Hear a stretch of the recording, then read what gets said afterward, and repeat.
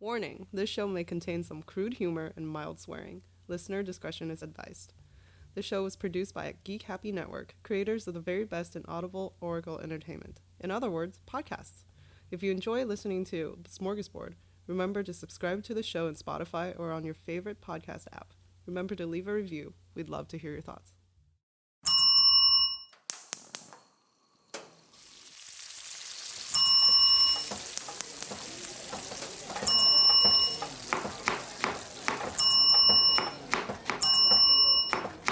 This is Smörgåsbord!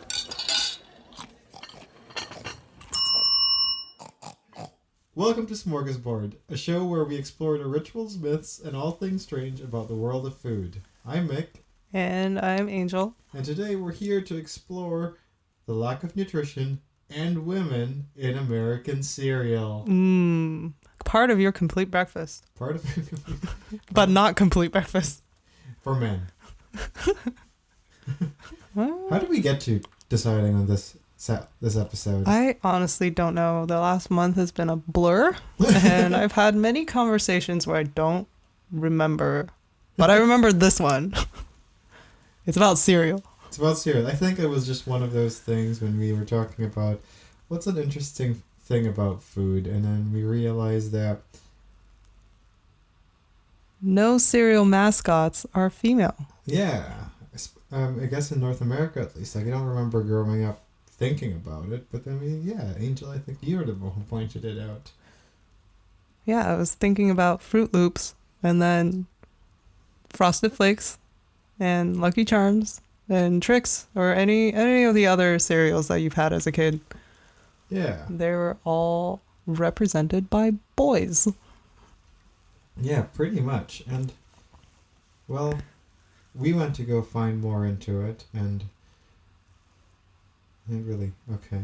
I guess we should just get into it. Yes, We'll look into like a little bit of the history of cereal and the health of it, like we always do. Then we'll just probably go ahead and explore some of the mascots of cereal, and then try to see why there really aren't any women in cereal. You sound really stoned right now. Why? I don't know what happened to the tone of your voice, but I think Oh. you just threw it out. I think I'm discovering my radio voice. Ah, yes. And this is my new radio voice. Is it because you got some spanking new equipment? Oh, maybe. Maybe I'm hearing my voice and I'm thinking, this voice is better. That's one word for it. Anyway, well, to give you a brief history on cereal. Cereal is essentially just made out of processed cereal grains. Sugar. And sugar. Sugar. Yeah. It's a predominantly American invention, and began as a digestive aid, and then Wait, does it acquired make you certain poop? religious overtones, and then became a sugary snack, and now kind of goes between health food and sweet indulgence. That doesn't really go together. Yeah, it's just weird. It's weird for me that there's a religious history in cereal. I actually didn't know that. I mean, they're kind of bland. Well, yeah. So I mean, what's the most bland cereal you've had? Like cornflakes. Yeah. Because it just doesn't taste like anything. And when you put it in milk, it just gets soggy and gross. Or that bread that Catholics eat during... Oh, right. That one. The transmorg substance. We keep going back to that episode and we still can't figure out how to say it. Transmorgåsbord. Smorgasbord. Got it. A cereal also just kind of came from corn and all that. So in North America, the native people from North Americans, or the Indians as they were called back then, found a way to make ground corn edible. Eventually got called grits and became a staple in the southern U.S. Never really gained popularity in the northern states. I love grits. Yeah. I've Have you never had actually them? had grits. Oh, you have Does to it make it sound with like lard or butter. Oh. That's how That you make it does good. not sound healthy. No, but cereal isn't either, so That's true. nothing good is ever healthy. Yeah. Oh well. Oh well. And then food reformers in the 19th century eventually wanted to cut back on meat consumption for breakfast. I don't know why. I mean, who wouldn't want a big old steak first thing in the morning? I know my youngest, like Mario, my youngest brother, he used to love that steak and eggs in the morning. Every time we'd have IKEA breakfast, or not IKEA, IHOP breakfast, he'd usually order. It's pretty heavy but you know, some countries, they eat their biggest meal in the morning. Yeah. Which makes sense. In the Philippines, we have like a full meal of rice, egg, and sausages and meat stuff and sweet stuff. It's just a whole meal. My favorite stuff. I always find it's always surprising when non-Filipinos are surprised about how much we eat for breakfast. Right, but are the rest of the meals lighter? No. We have that's the way to live life, man. 3 main meals, and then we have snack hours, which really sometimes turn into a meal. So there's definitely been times after lunch, like 2 hours after lunch, where you just kind of want to go get a snack. So you kind of munch a little bit in the leftovers from lunch. Well, I learned something about after lunch things Then you today. Finished your whole high tea. High tea. Oh, It's an after lunch thing. And today, I don't know how anyone can eat after high tea. Because I had an experience today. Like, how much did you eat for high tea? It's usually tea, obviously, and then you get 3 tiers of stuff. So you get sandwiches, you get scones, and then you have a tier of dessert. Right. But the sandwiches aren't full size. It's not like a sub. Yeah. It's like little finger size sandwiches. Right. But you end up eating like... But after like a tier, like I ate this 2 scones and then I had a sandwich. Right. And I was done. Jeez. But then I tried to cram more into my mouth and it was just... It was very sad. It's like I tried to eat the dessert and I couldn't. I'm like, can I have a box? Like I've had high tea before, but this time, I don't know what it is. Yeah. I think that the portions are just much bigger. No, fair enough. Yeah, or maybe just you guys bought too much high tea food. Is that a thing? I mean, it's a set menu. Like, so if you buy high tea for a person, right, you get a set amount of scones and sandwiches. Right, fair enough. Well, yeah. But back to cereal, because breakfast is what we're talking about. So yeah, I guess back in the 19th century in America, they found that, I guess, they were eating too much meat, so they're trying to explore different alternatives, vegetarian alternatives, for example. And then later in the century, Seventh-day Adventists, based in Michigan. Why didn't they just get Beyond Meat burgers? This was 200 years ago. Well, get with it. But yeah, so apparently Seventh-day Adventists eventually pushed a food reformation that involved breakfast cereals. And that's how it kind of became popular further up north. Was religion forcing a meal on people. So I'm guessing it wasn't sugary back then. Not really. So yeah. In terms of a little bit more of the history, in 1863, James Caleb Jackson, famous white man in the New York area, created breakfast cereal from graham flour dough that was dried and broken into shapes that were so hard that they needed to be soaked in milk overnight. This eventually got called granola. Oh, granola. I thought that meant hippies. No, it's that one. I guess it's graham the flour. one that you eat. Yeah, super. I mean, you can also eat people. This sounds disgusting. It's like just flour dough that's just so Was hard. it even baked? Super hard. I mean, look at it. It's a graham flour dough that had to be soaked overnight in milk so you could eat it. It's peasant food. Jesus. Wow. Eventually, times are hard, dude. Yeah, no kidding. Maybe they did it for God. I don't know. I think they did it to save money. Yeah. As everything is. Yeah. And eventually, John Harvey Kellogg, who's a surgeon. Also famous white man. Health spa. Yeah. Super famous. I think that's a more familiar name. Kellogg. Later made a version and called it granola. And then a former patient of Kellogg, C.W. Post, who's also known for... Post cereal, exactly. Created Grape Nuts, which would become... Grit nuts? Grape Nuts. Grape nuts. And he used discounting to try to undercut the Kellogg, I guess. Oh, early cereal rivalry. Yeah. Eventually, Kellogg's younger brother made what's called now made Corn Flakes, which we very much know from Kellogg, the brand. And they started adding sugar to it and began trying to use that for mass marketing. This eventually was one of the reasons why cereal became such a thing for children, because with the sugar, they realized kids wanted it, and then they started adding in-box prizes, which they found kids enjoying as well. Man, I had some of the best ones when I was a kid. Yeah, so this is one of the reasons why it became a big thing for kids. It was just advertising. Exactly. It was just really marketing and advertising at the end of it all. Nothing really related to health. And then a little bit into how cereal is made. It's made from processed grains, as we mentioned, and fortified with some vitamins and minerals. You usually eat it with milk, yogurt, fruit, or nuts, whatever you want. How it's made is the grains are usually processed into flour and cooked, and then mixed with ingredients like the sugar, the cocoa, and whatnot. The color. Yeah. And water. And then they are then go through a high temperature process that kind of shapes the cereal. It's called extrusion. Not extortion, extrusion. And then from there, the high temperatures cook it and shape it, and then they dry it. They cook it first, and then they dry it. Once it's dried, they then shape it into balls, stars, loops, or rectangles, or just something like the alphabets. Slice. Is there an alphabet cereal? Probably. I don't remember. There's alphabet soup.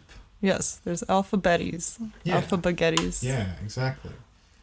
But I don't know about cereal. I don't remember. I think there used to be one, but I'm not a big cereal eater. Neither am I.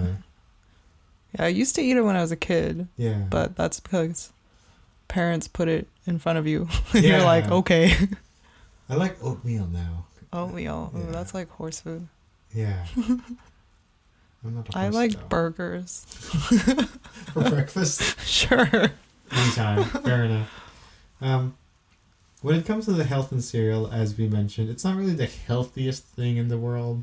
In fact, the added sugar is pretty much the worst ingredient you could add to your diet nowadays. Right, it's just a bowl of sugar and like carbs. Exactly. And that in turn causes a whole load of diseases, which we're not going to get into because we're already depressed as we are. Oh, yes. Yeah. Depression. Yeah. But most of this sugar comes from processed foods as well, and as we know, not all processed foods are healthy or good for you. Really? Yeah. Better stop putting Spam on my burger. Yeah, I probably should. Especially when you already have I'm going to start putting cereal on my burger.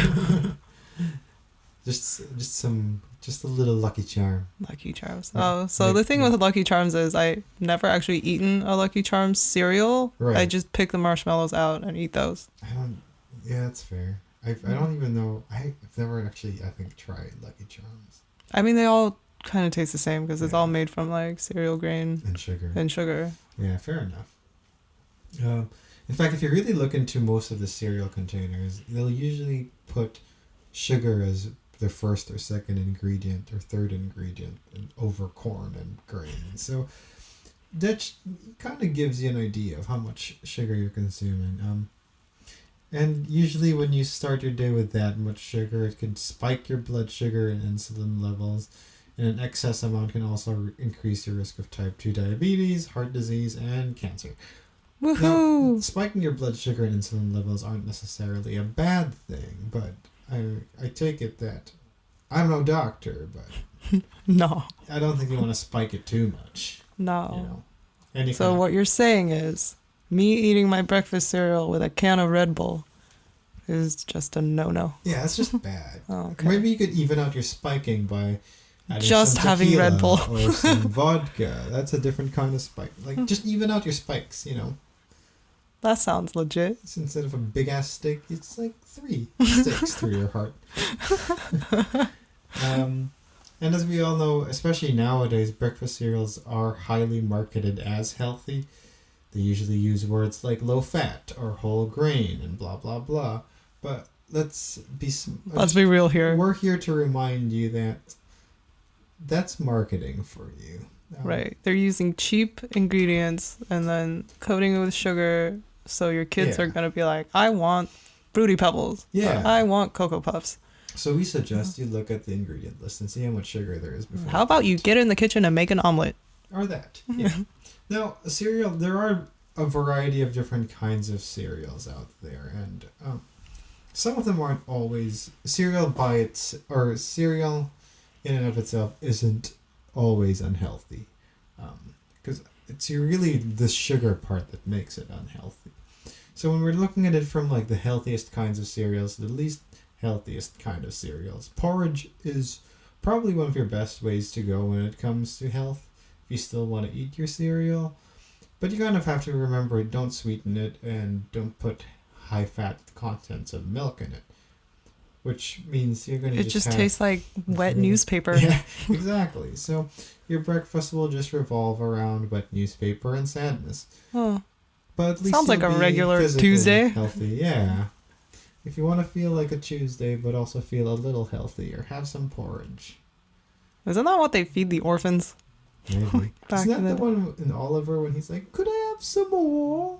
Yeah, it's either that or gruel, and I don't know what gruel is, but gruel and porridge sounds like it's probably very similar. Yeah.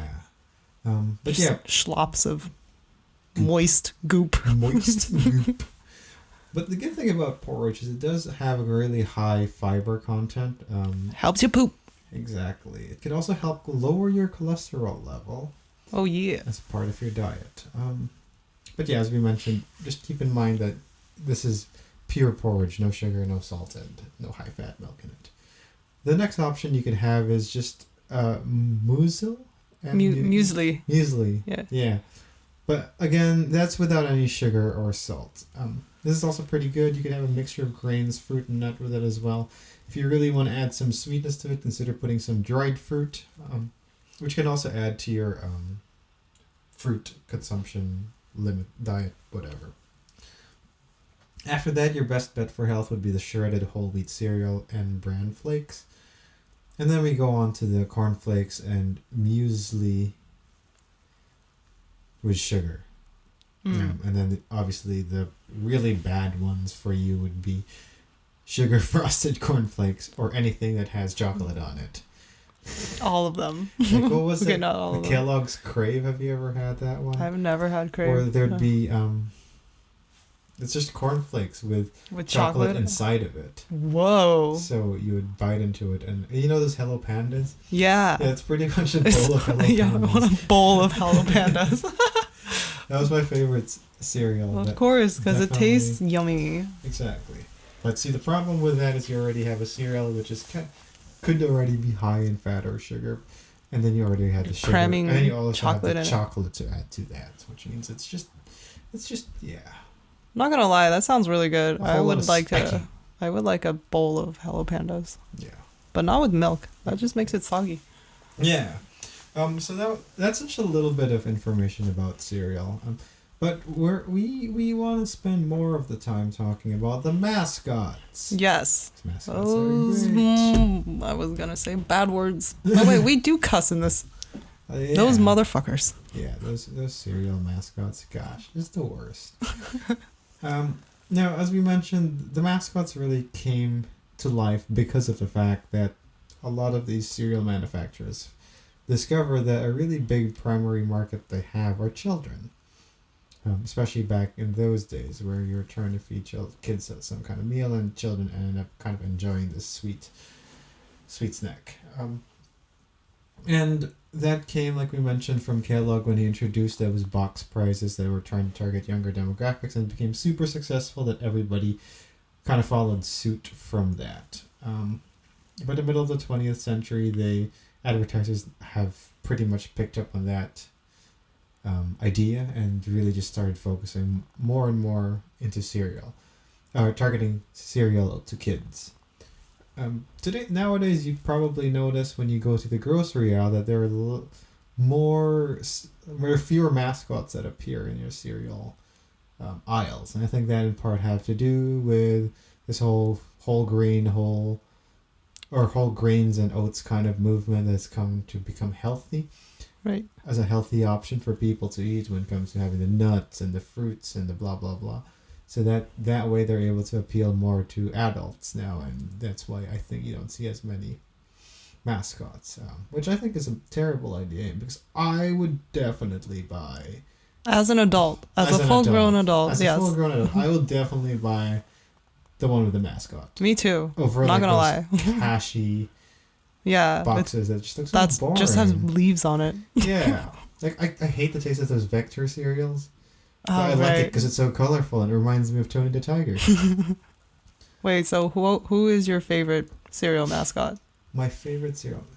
I don't think I have any. Me neither. But I really enjoyed the Trix rabbit. Yeah. Or was Toucan Sam? Toucan Sam. Yeah, he was kind of cool too. He follows his nose, which is not his nose, it's his beak. Yeah. So speaking of these mascots, I'm just going to go a little bit into the history and how some of the most common popular mascots came into play. We have Captain Horatio P. Crunch. Oh my god, he had a first name? And a middle initial. And a middle initial. He's not just Captain Crunch. Oh. He's Captain Horatio P. Crunch. What does the P stand for? Is that a mystery? It's P-E-E. P-E-E. Yeah.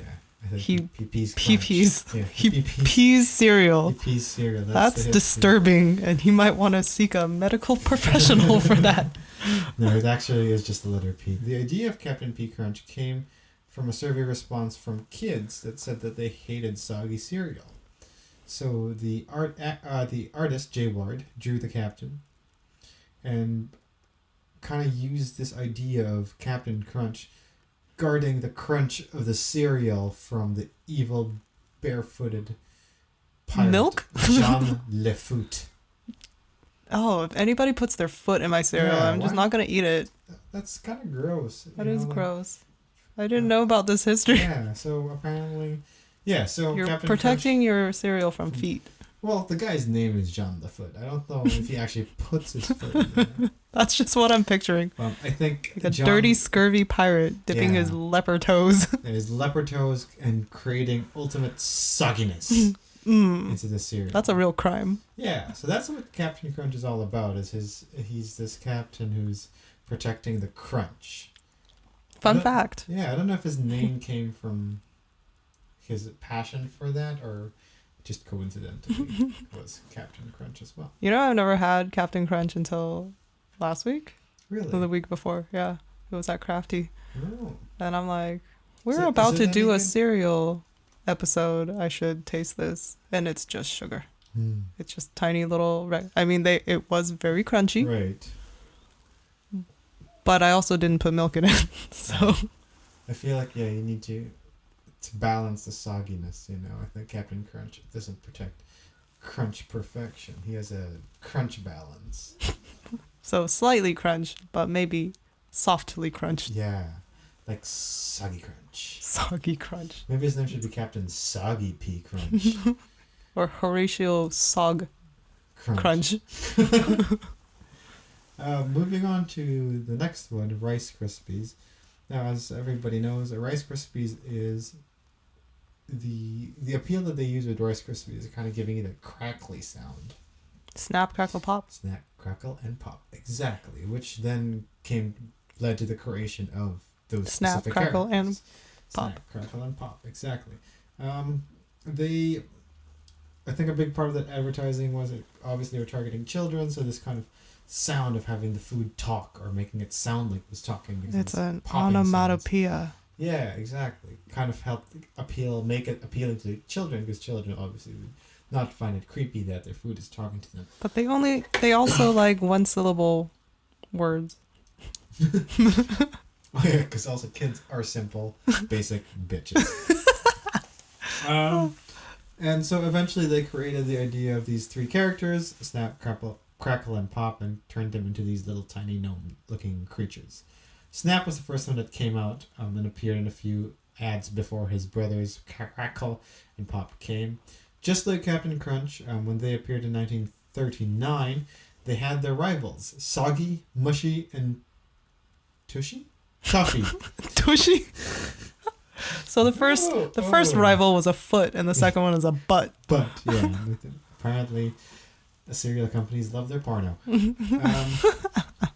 So yeah, Snack, Crackle, and Pop's rivals is Soggy, Mushy, and Tuffy, who would fight for, obviously, trying to keep, again, cereal not mushy. This reached quite some success. As we know, we still see Snack, Crackle, and Pop until today in advertising. You know what's funny about Rice Krispies? It's one of the few that doesn't have that, but isn't initially sweet. Yeah. But then we started to make Rice Krispie treats out of them. And those are super sweet. That is just full marshmallow. Yeah. Yeah, those things are so gross, but so good at the same time. I've eaten a few. By a few, I mean a lot. As they still do continue to show up in advertising today as well, Snack, Crackle, and Pop are now the longest running cereal advertising campaign. Wow. In history. Cool, I guess. I guess. But whatever happened to Tushy? They've been defeated long ago. Tushy got a job at Pornhub, and now she's just banking on that. The next one is Trix the Rabbit, your favorite? Yes. Trix was actually originally a hand puppet with the original tagline, creepy. I'm a rabbit, and rabbits are supposed to like carrots, but I hate carrots. I like Trix. It is the least catchiest tagline I've heard. That is very long. That's a terrible tagline. That is, yeah. Whoever wrote this, they should be fired. Rabbits are supposed to like carrots. It's like when you just spout out your thoughts and then it becomes a thing. And maybe, I don't know, they were just also hungover the next day. They're like, yeah, fuck it, send that one. But obviously it resonated because he stayed around. He did. In 1976, we were worried though that the rabbit idea wasn't really working. Well, with that kind of tagline, I guess that made sense. It's very long. You should condense it too. But tricks are for kids. Yeah, something like that, right? What they ended up doing was actually doing this campaign of letting the kids decide whether the rabbit should get a bowl of Trix. That's just cruel. Surprisingly, it became successful that so many kids voted for letting the rabbit have a bowl. Wait, kids have empathy? Yeah. What? I'm also not sure if there's a bowl of weed or it's just a bowl of cereal. Either way. Granting it's in the 70s, maybe it is weed. Or LSD. Or LSD. Just a bowl of LSD. Explains why he's so... He's a little bit nutty. Yeah. And he kind of like slithers around. Yeah, exactly. But he's kind of normalized lately, and he hasn't really had a full bowl apparently since 1980. Oh, that's gonna make anybody grumpy. Yeah, I think he's just constantly chasing that high. Yeah. That you can't have. No, now he's hanging out with Lindsay Lohan and all the Disney stars. He doesn't even have teeth anymore. The next one is Tony the Tiger, who came out around the 1950s. Tony the Tiger actually wasn't the original or wasn't the only mascot for the Frosted Flakes. When they created the Frosted Flakes, the advertising agency Leo Burnett came up with actually 4 different animals instead of 1. Tony the Tiger, Caddy the Kangaroo, Elmo the Elephant, and Newt the Gnu. So Tony beat the shit out of the other ones and then ate them. Yeah, right? Pretty much. Okay, cool. They made 3 herbivores and 1 carnivore. They couldn't decide. Eventually it came down to Tony and Katie the Kangaroo. But... Yeah, you know those kangaroos can punch. Exactly. But as we all know... Tigers have big teeth. They're only male mascots, so obviously Katie lost this fight. Katie, no. In fact, it's interesting that Tony became so successful that apparently ExxonMobil sued them for using a tiger in their ads because Exxon has a tiger as their logo. Really? Yeah. Didn't know that. Weird. Because it's gas. Yeah, you'd think people won't confuse gas with cereal. Also, like corn oil, maybe. So they're like, "Oh, you're infringing on our corn oil by all this cereal you're making." Also, you can't copyright a tiger. Yeah, I don't know. You know, Americans and their obsession to own things. Oh yeah, they like suing each other's pants off. Yeah. But yeah, so that's pretty much Tony the Tiger there. As a random note, Thurl Ravenscroft is the original voice of Tony the Tiger, who's the one who also sang "You're the Mean One." You're a mean one, Mr. Grinch, in the the Grinch cartoons. Famous voice. Yeah. Because they're great. They're great. Great. And last but not least is Mr. Lucky himself from Lucky Charms. This marshmallow in a bowl idea came because, obviously, again, back to making it appealing to kids. This was spawned from the idea of having marshmallows around a charm bracelet, hence it becoming Lucky Charms. He was replaced for a while in the 1970s by Waldo the Wizard. But, yeah, it's a good thing they went back to Lucky Charms. Waldo the Wizard.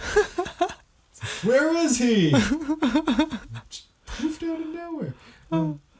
Eventually it evolved and Lucky Charms bracelets, the charms in Lucky Charms cereal eventually evolved from just the yellow moons and stars to now include blue moons and shooting stars and all sorts of different fun stuff. There's like a rainbow and there's like a leprechaun hat. Leaf thing and a hat. Yeah, there's like a lot of them now.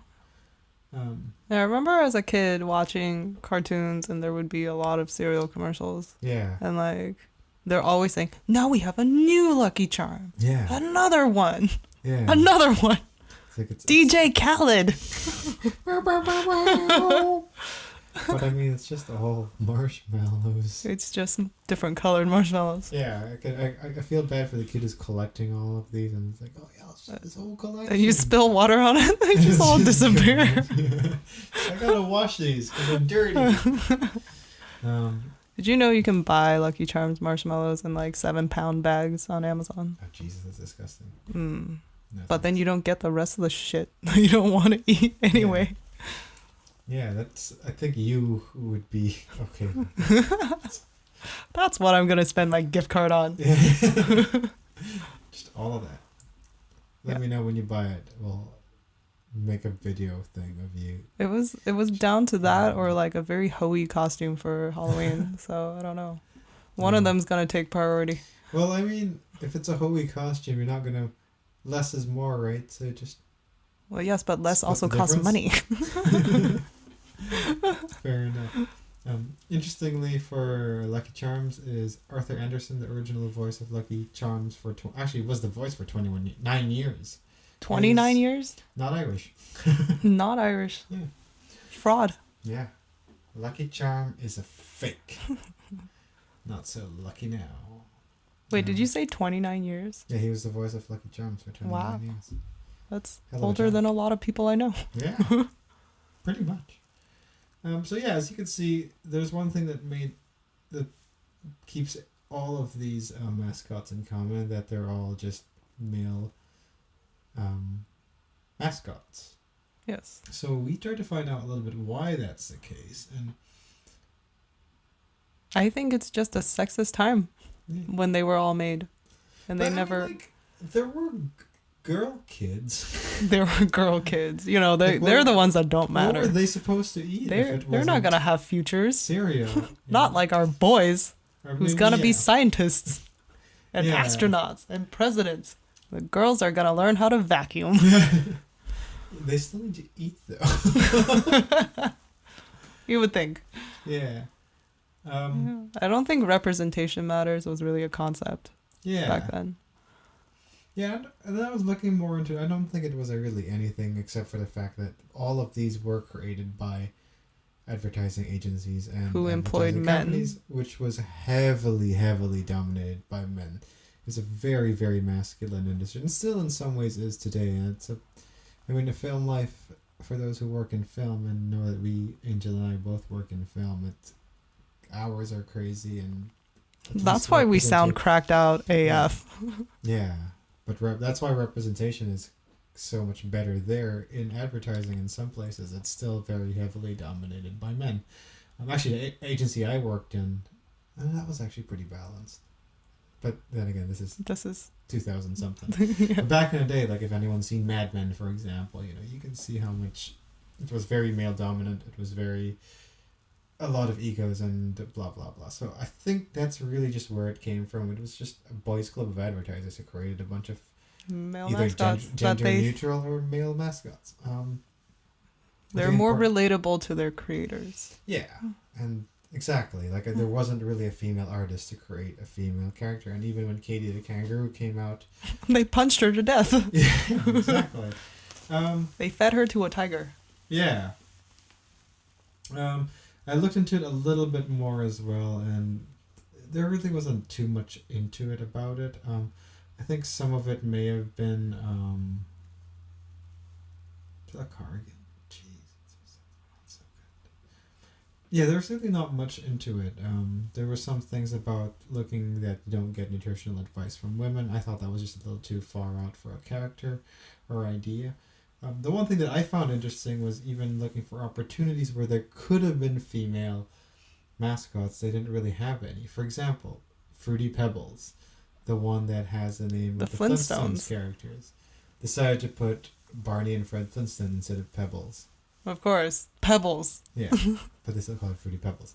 There were also some stuff like General Mills had the Chex cereals, but then this one was just showing anonymous like photos of guys and girls, cartoon versions of guys and girls, and there's no like one definitive mascot. Yeah, and of course from time to time you'll see female athletes or whatever show up in a Wheatie thing. So there are some ways some women appear, but when it comes to mascots,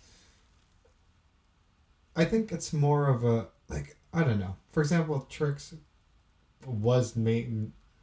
is kind of known as a he or whatever, but I think it's more like it could be gender neutral or whatever. So there are some that's like kind of gender neutral maybe or whatever. But I think, yeah, as you mentioned, I think a big part of it really is just the artists were men. So they made male mascots. It was a time. It was a time. So again, another Smörgåsbord episode that did not have an exciting backstory into it. I just thought it was an interesting topic. Yeah, it is, I think so. Because I don't think people thought about it. Yeah. Like, hey, did you know that all cereal characters are boys? Yeah, when it comes to mascots. And I think maybe we have to look into kid psychology or whatever, or how portrayal of children is heavily masculine and all that, but I think that we have to leave to a big, more scientific podcast. Yeah. Or scientific people. Wait, I had a thought earlier. Because, you know, a lot of drug tests only test on white males. Yeah. So this is kind of akin to that. Yeah, so it's sort of like that, where they assume that they could probably just get away with targeting one specific group and assuming that everybody else will fall into that. Yeah, for sure. I think so. That definitely probably comes into play for that. Well, the interesting thing is my friend sent me, this is out of the blue for no reason. She just sent me a picture of a cereal. I don't think this is a mascot, but it's called mermaid cereal because it's in the shape of like little shells and stuff. Right. And like there's a picture of a mermaid on it, but I don't think it's a branded. Right. Like she doesn't mascot. have a name. Yeah. It's just a random mermaid on the box. Yeah. It is interesting though to think about that. Why there really isn't. But when it comes to breakfast as a whole, there is Aunt Jemima. Jemima. So there is one. She's the most important. Syrup. Yeah. And that's it. There was a time where Dora was like a cereal or a mascot. Dora the Explorer? Like, yeah, she just appeared in a bunch of different breakfast but that's like a stuff. guest star. Yeah, she's a guest star. But yeah, when it come, we had to go as far as including every kind of breakfast meal to find Aunt Jemima. Aunt Jemima. Props to her. Props to her. She's living in a boy's world. Yeah. She's like the lone mom in a frat house. Exactly. But that's about it. Was very informative. Because when we keep going further, then we have, Jolly Green Giant and all that. So it really is pretty much just Aunt Jemima. Uncle Ben is a man. The Pillsbury Doughboy, Chester Ooh. Cheetah, Oh. Charlie the Tuna, There's a Vlasik's tuna. Pickle Oh, Stork. wait. Those are all They're all males. boys. But there are actually a few, to be honest. I mean, there is like Mrs. Butterworth and all that. But yeah. It's interesting that, cooking is traditionally like a woman's job. Yeah. Yet all these food-related mascots are all Yeah. men. But see, I think that's where it really comes into play too, in that you don't really cook cereal. Right. So it became this like this would be my theory to why maybe it's so interesting easy that even a man can do it. Yeah, maybe it is that like that they're targeted to. It's a very masculine thing because there's no cooking involved or whatever. It's like grilling in the barbecue versus cooking in the kitchen. That's not back in cooking, the day that's or grilling. Propane. Yeah, exactly. So maybe that's a big part of why it became cereal. It got tagged as a masculine thing. Like even now, I feel like a big reason why cereal became feminine nowadays is because it became a health thing. We're looking into making it a little bit more healthier for people and blah blah blah. But yeah, that's really all I had for this. Yay! Yeah. I guess a big question. We go back to the question of, is any of this taste good? Heck yeah. Some of them do. Yes. Oh, I want to mention a really cool cereal thing that I've seen. Do it. So, I don't remember when this was. This was a while ago. There was some kind of like fair. I don't really remember what kind of fair it was. Carnival prizes or whatever. And the sidewalks leading up to it, they put a bunch of Fruit Loops. Okay. To like give it cut to like make arrows pointing a specific direction, Right. and then they stomped on it, so Oh. it looked like really cool sidewalk art. What? So it looked like chalk, but like upon closer inspection, you realize it's actually stomped cereal. That's so cool. So it was pretty cool. Maybe they just ran out of chalk. Probably. Some guy And was some walking genius with was a like, box "Hey, of- look." Oh shit, we run out of cereal. Joe, what do we do? He's like, we could use this one. I got a bowl of Fruit Loops. Fruit Loops. I mean, somebody meticulously laid it down in a color pattern That's and then cool. stomped on it. So it Oh, was- that would be a lot of work. that was a lot. It's like pixel art. Yeah. Ooh, that'd be fun. Yeah. Should we go stomp some cereal? Yeah, let's go stomp some cereal. Sounds good. Before that, what are you eating? What have you been eating? Aside from my high tea, Yeah, aside from your high tea. I have not been eating. Busy on set, you can't even have time to eat. Nope. Yeah. My high tea, though, let me just tell you, was really good. Yeah, was it good? Okay, so what kind of sandwiches did you get? Hell if I know what they were called. Yeah, but Yeah, there was so at the Fairmont, Yeah. which is where I got my high tea. They have themes that they rotate. Right. So What's the theme on this theme, one? I want to say I forgot what it's actually called, but Yeah. I'm gonna call it colonialist tea, because Isn't all high tea colonialist tea? I mean, yeah, but this one in particular, because everything was slightly curry flavored, and there were Right. pakoras, Oh, interesting. and yeah, we had like a lobster pakora as Right. part of the sandwich tier, Okay. and there's another curry sandwich, and I can't tell you what else was in it, but it was very good. It had like candied nuts on top. Ooh, Yummy. that sounds super fancy. It was super fancy. I felt like a hobo. Just like, okay. Yeah. I like I haven't haven't even brushed my showered hair today in yet. about 2 weeks. What's that smell? Is that olives? It's the curry. It's curry, right? It's the curry. Not the olives. There are no olives. Oh, There are no olives. you know what? Yeah, maybe it is just a sandwich. Is that Old Mayo? Maybe mayo. Oh, wait. Stale? Let me just tell you about one of the desserts that I managed to fit into my tummy. Right.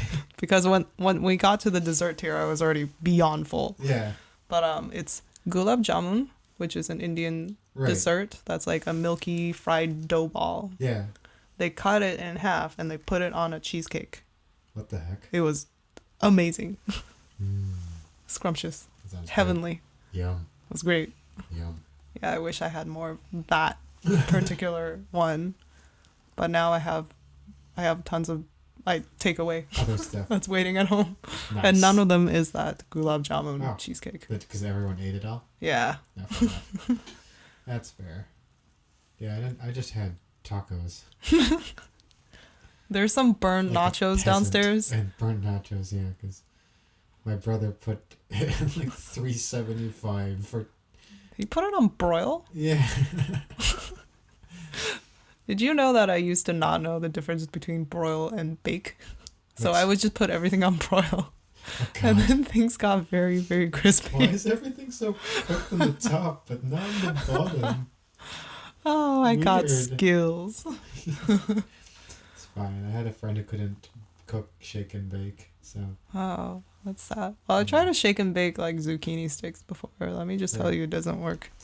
That sounds doesn't gross. stick. Yeah, I don't think it would. I just wanted zucchini sticks, huh? Yeah, I think you have to put a batter in it, and then the... Yeah, it can't go dry. Yeah, you can't just dry Coat. coat Coat that can't zucchini. just dry crumb a zucchini. Come on. Good lord, I tried. Okay.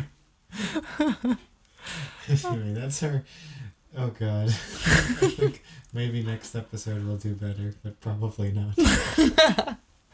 Oh, yeah, I'm not promising anything. Thanks to our one listener, Phil. Phil, wait, Nick also, shout out. Oh, shout out to Nick. Nick and Phil are grandparents of film, listening to their two To children. us screw up repeatedly. But hey, we have better equipment now, so maybe it'll sound better at least. It'll sound better as we fuck up. Our fuck ups sound crisp Yeah. and delicious. Crispy fuck ups. Just like cereal. Oh, yeah. Anyway, bye, I guess. Bye.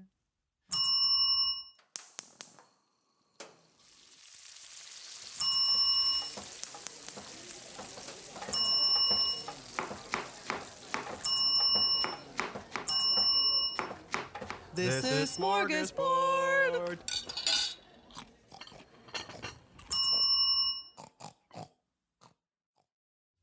Have a food-related ritual, myth, or something strange you want us to explore? Send us a message through Facebook at Geek Happy Network. We'd love to hear from our fellow foodie listeners. And while you're there, remember to subscribe or follow us too. This show was created by Angel Lynn and Mik Narciso, hosted by Angel Lynn and Mik Narciso, editing by Mik, and logo by Angel. Thanks for listening. For more GHN shows like the Monster Slayer's Guide to Slaying Monsters, come give us a listen at geekhappynetwork.com or look for us on your favorite podcast app. Oh, and be sure to follow us on Facebook or Instagram at Geek Happy Network.